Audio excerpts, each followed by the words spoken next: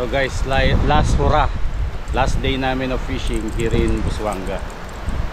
Nakahuli na kami ng maraming maliliit na isda, but the target is really big game. So for today, it's going to be go big or go home. Kaya we're using big poppers. So hopefully makahuli ng malaki para yung success ng trip nakasalalay dyan. Let's go fishing!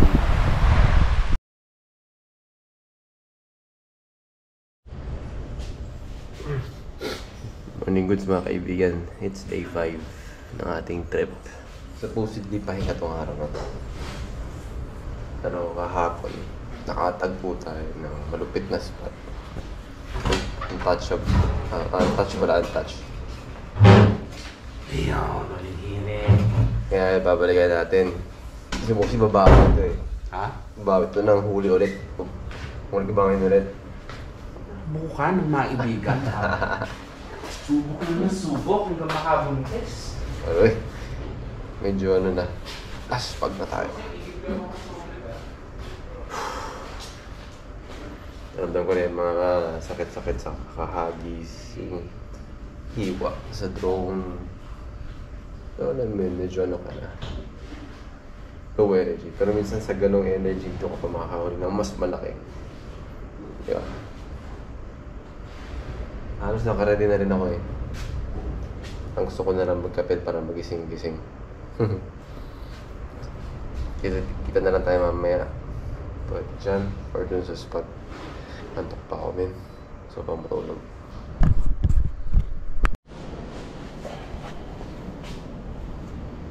So, magdumi na.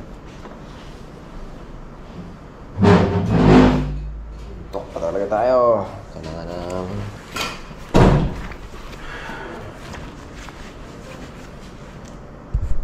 natin diretso lahat. Kaya lang may tubig tayo. So malamang nabing uli sila maano. fresh back na tayo.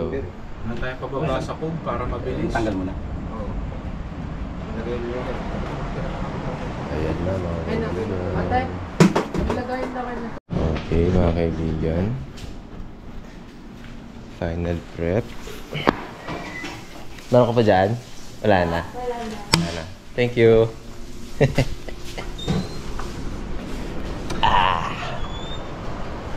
Morning, chef.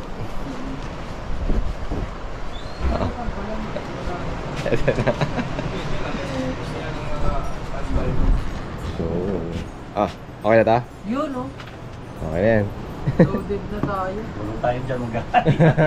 So pag iinom, Lapris lang. Bawalang ano, bawalang kutsurita para ano. Measured. bawalang lapat sa labi, indirect kiss yan. May dala rin ako doon, mga 1 liter ata yun. Dala 3 liter. Ayun, no? Pag uminom, basta labi lang ha, walang ano. Inom ng injured. Sa takip na. Ginawa ka na yung mumpo. Last day of GT hunting. Amazing. Nasa sa usap dito. Easy. Ooh. You can have this. Oh, actually, it's a good one. This is It's like a blue mackerel. nicer than the one that I lost. I lost one of those clear minnows in this. Anong brand to, Jace? Nobi. Oh, okay yan. This is Nadali mo ako ago nila. Kopya nila yung rapala. Ang ganda nga. Abang tatagal nga, gumaganda. this is a good troll. This is a good trolling one. Hope it serves you Country sa lang. Eto na tayo, mga kaibigan. Day 2 of GT hunting. Pero day 5 na talaga to. Para tayo magkakasya. Kasi yan. Kamaday special.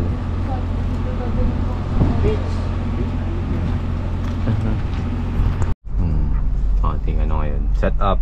Yes sir. Kaya. malaman ano ginagawa niyo pagka-uwi natin. For the love of fishing, my man. For the love of fishing. Let's go. Adventure talaga. Yung mas mahanapan, di ba? Pang 20 years old na trip. Well, I started suspecting that it was Sa gilid niya pala dinali. Kaya natin makita. like someone because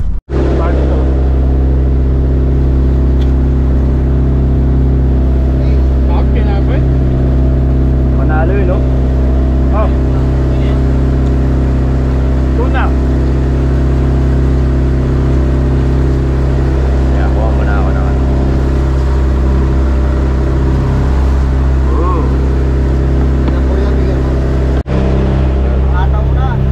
Dahil maga kami.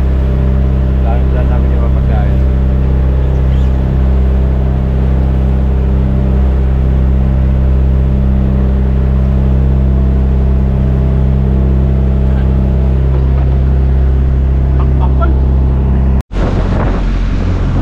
Yun. Bumalik tayo dito sa island natin kahapon.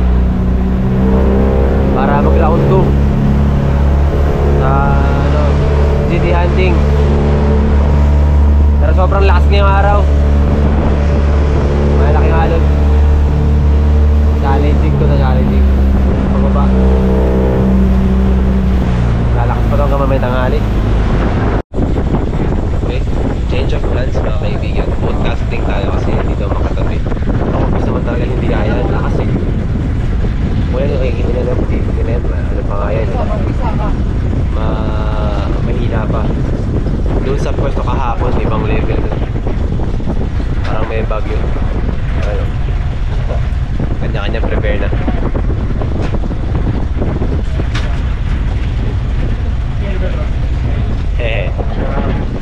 So, okay na to. Ito muna tayo. Sige pa. Podcast. Tayo is with Rex tayo. Kasi pagka-lulubaan.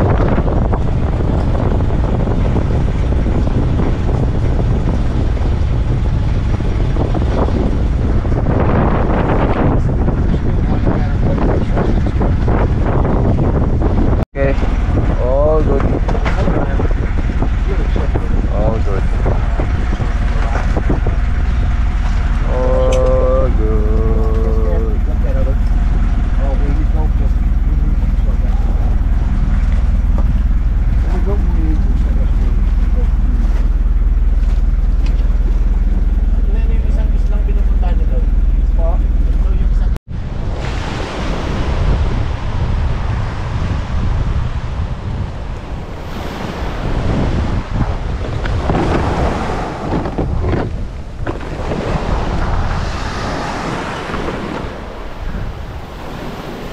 Challenging yung ano natin ba lang. Ay, masunod na yun.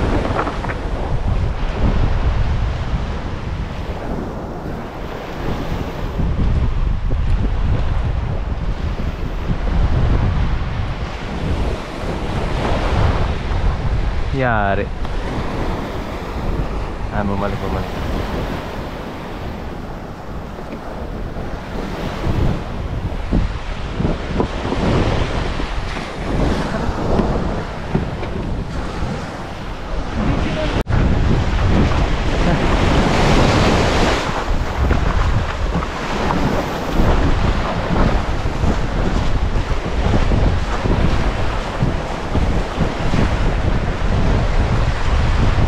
Okay.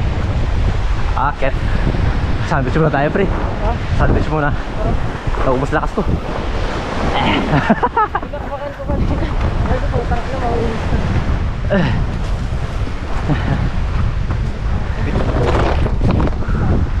Patong. Yeah! Boom! Woo! Alright.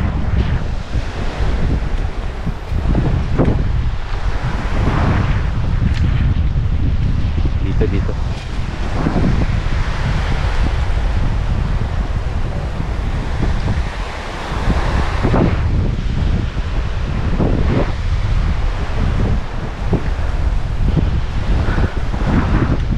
Sa saan?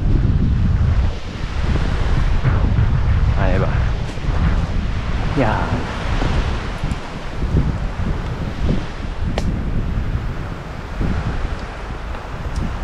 Hindi abot. Ito. Ayan, mababa.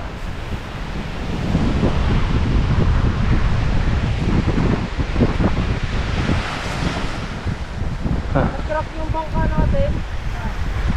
Doon maliit lang daw sa ganito yung nakabuhangin pa rin ng ano photo. Ako na. Meron na ako eh. Kapit so isa. Basta na. Wala na ham. Ano to? Okay. Grabe na ang... Uy. It's windy. So, concern natin. It's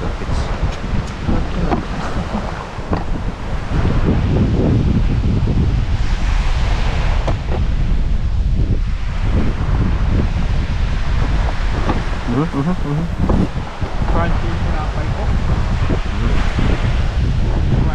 may granules. Oo.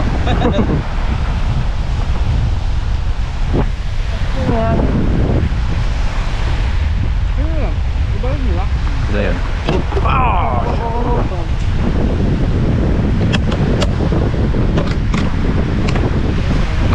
Kaya nga. Ito, wala naman yun ha. Akin dyan. Nalaglag yung ano.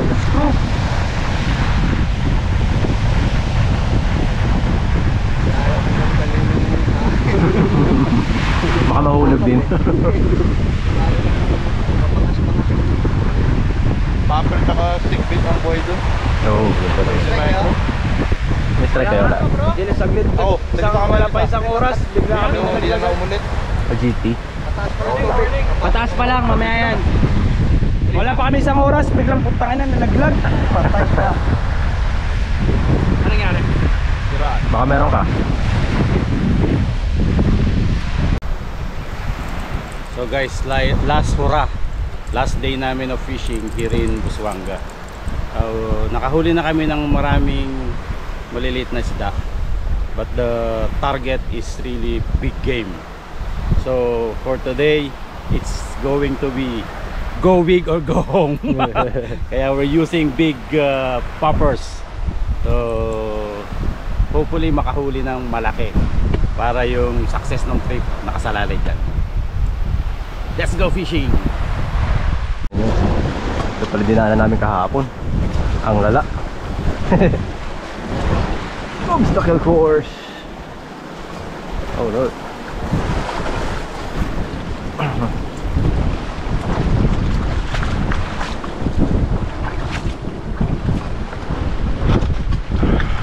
Hi bro. Tatanim mong kamote. Or chill day. Bakasyon. Holiday, my friend. Ingat ha.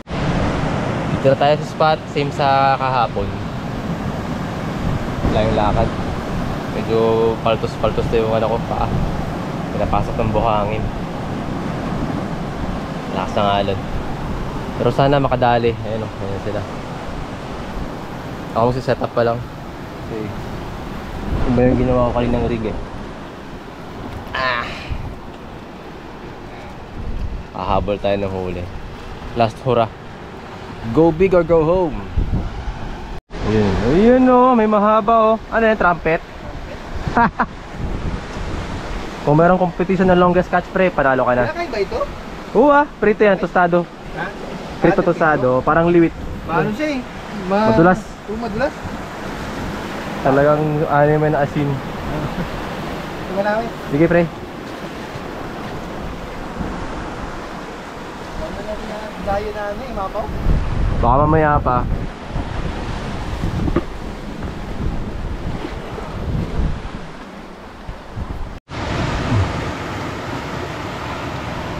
Yan.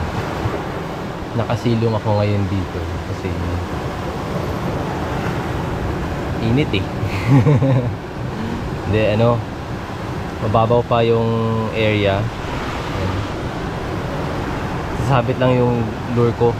Hindi rin ako makapwesto sa mga usual na pinapwestohan namin dahil marami na silang nagka-cast. Ayun na, dikit-dikit na nga sila sa side na yun. Kaya i-zoom ko. Ayan, ito na yung pinaka ano eh, zoom eh. Makikita nyo si Casey sa baba, si Jason nandun sa sulok. Parang nag-debate and wait. Tapos si Peter yun yung nagpapopping. Gamit niya feed rod. Ako kung kita dito sa side ito, parang may butas. Nandun si Sir Bones nakatayo. Malambang si Mosin doon si Gilly. Tapos si Jason na yun sa kapila side. Gaayos sa kanyang lure. Ako eto sulok kung sa matulog ka balik na ito sa tutod. Kaya naman habang nagre-rig si Jason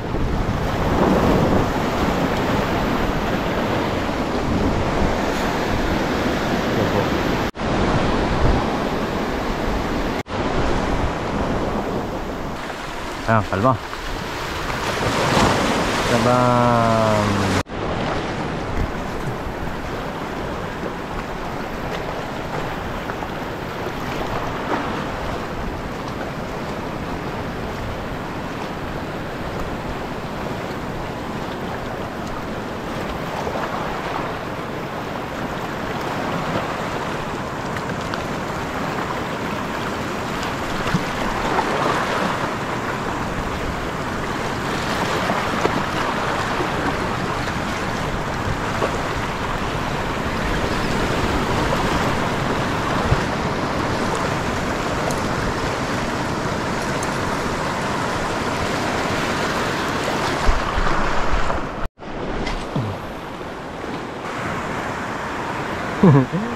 kaming dami, bumalagbag ko. Ayun, okay na ata. Yun, ano. Yan. Samantalahin natin yung pagkakataon para yung sa mga katanong paano ba to ginagamit yung popper, no? Kasi yung conventional lure, ihagis mo lang tapos retrieve ka na. Ito may konting ano action. Kung tutusin, madali lang naman. Hagis mo muna siya like a regular lure. Yun. Ibabagsak na, diba? Close ang bail. Then, kuha ka lang ng konting tension.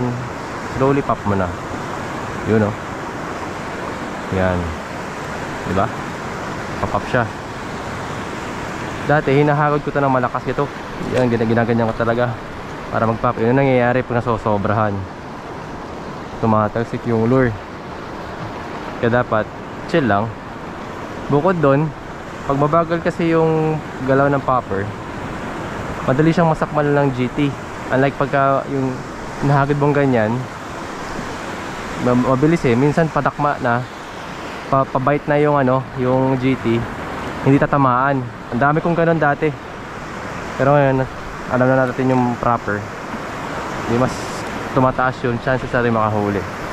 Diba? Yun. Yun lang. So reset lang and pop. Yun.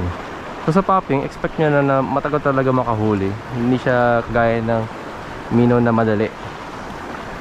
Kasi nga ang target mo dito mga apex predator.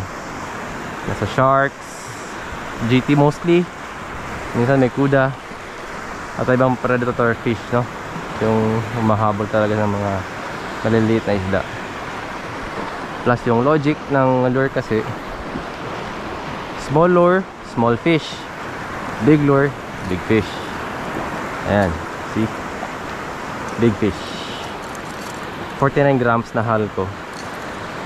Rusta popper, diba? Yun lang.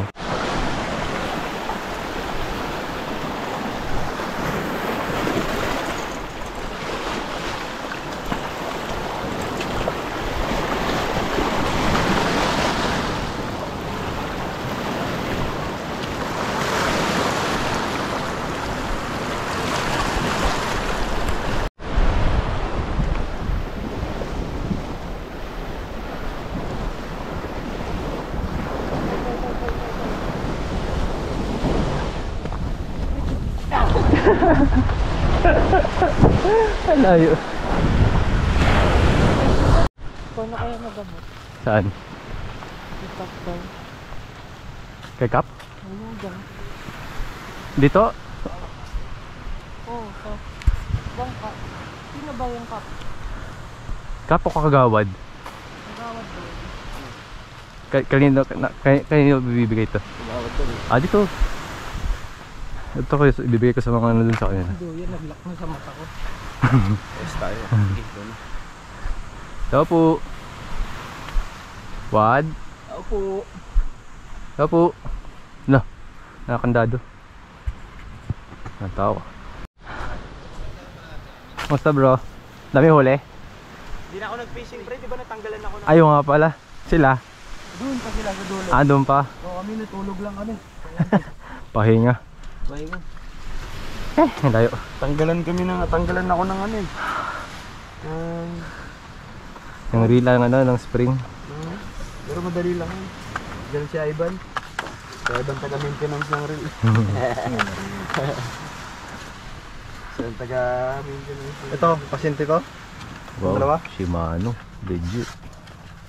Yung power niya sa kayong solo. Pasyente. Yung pasyente na naman. Yung twin power, tangin na nag-back-back na yung ano. Pintura. Sorry. Mali sila kagawad? Hindi, nandiyan yan. Andyan ba? Mamaya, hintayin natin si Brian Pausa. Baka umiidlip, no? Ito kasi nung mas nangangailangan. Ilan na iwan eh. Ying. Para pag nag-vlog ka pre, utang ina. Paborito ko dati to eh. Ako din hanggang ngayon. Lutak. Bisa niyan.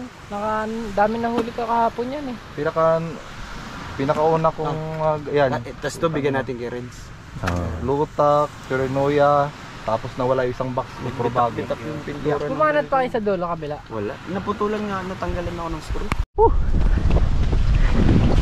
Uulan na! Parang tayo basa sa dagat eh, no?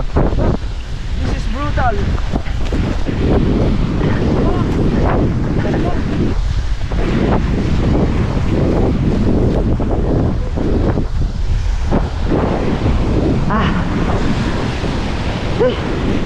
Walang training.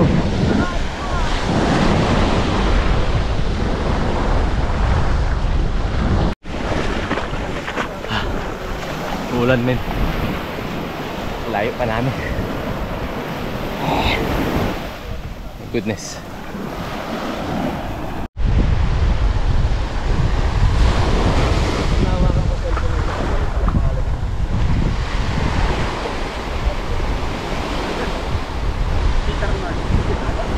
Sinasabi sabi ko sa inyo.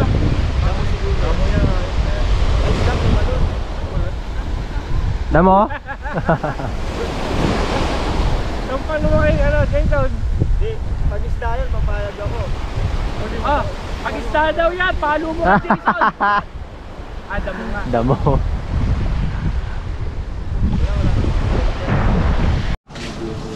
Okay. Morning goods, day 5.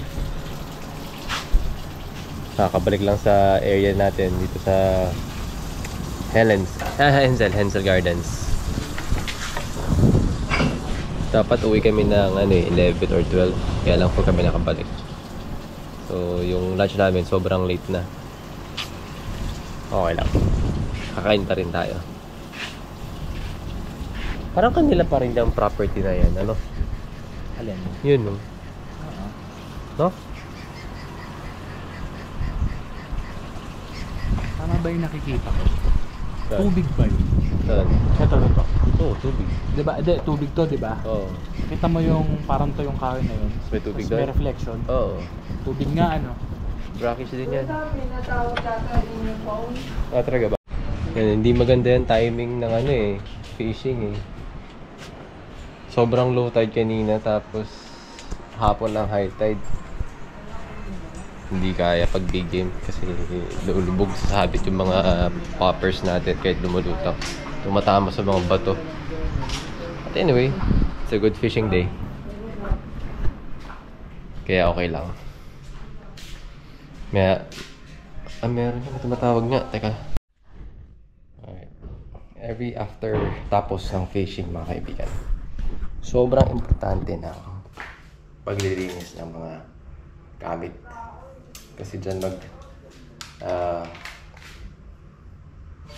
magdedepende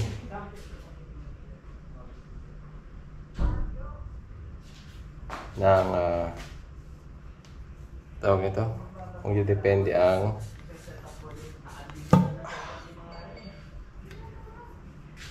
teka lang, nag-message siya din. Wait lang ha. So yun na, yung pag-usapan natin, doon magdedepende yung itatagal ng inyong gamit.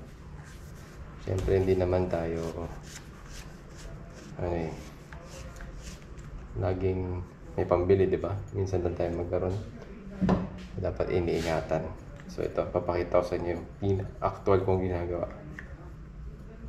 kapag nagbabalaw ng ilo. So ganito lang, running water. Lasa lang yun.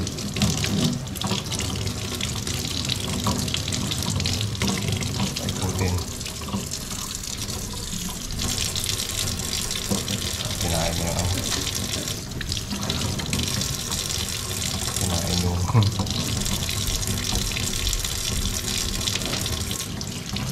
pero okay lang ito. Matagal siyang ma-wash. Ikot ka ulit 20 times.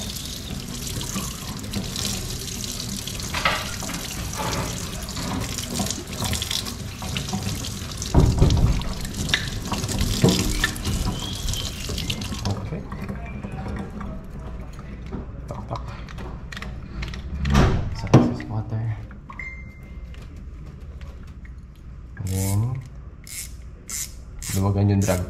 Importante yan. Tapos, ipapatong mo lang siya ng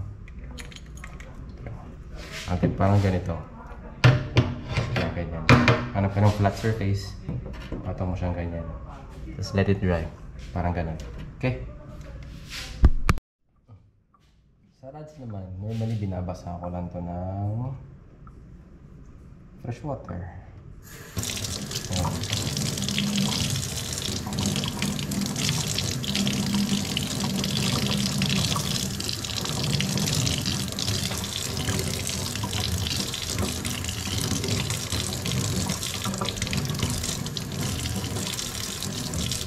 Ganun lang. Tapos, patayo. Okay na yan. Yung iba, sinasabon ba? Pwede rin naman. Ako kasi hindi na. Madalas ganyan lang. Tapos, sinano ko pa yan. After nyan, lalagay ako ng oil sa cotton buds. Yung mga ganito ng ring guides, pinupunasan ko ng oil. At simpleng oil lang. Ano lang, pang protection lang sa pasugay ng mga asin-asin ng mga drippings na tubigan. So, yun yun. Bago siya ilalagay sa case.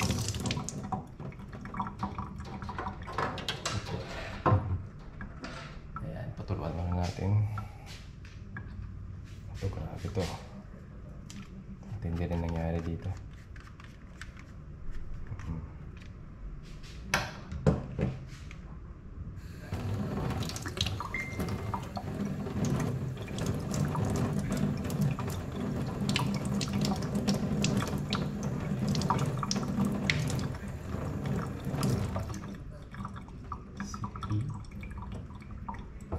Simple. Walang kahirap-hirap. O ganyan, ulitin lang natin.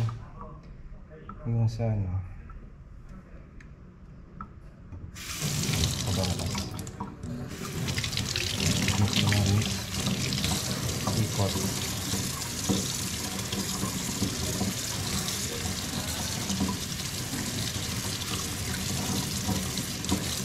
Okay. Taktak. Luwag ng drag. Ganun lang. Sabay lagay. Patang mo ganito. Ayan. Ayan, ganyan. Ganyan lang.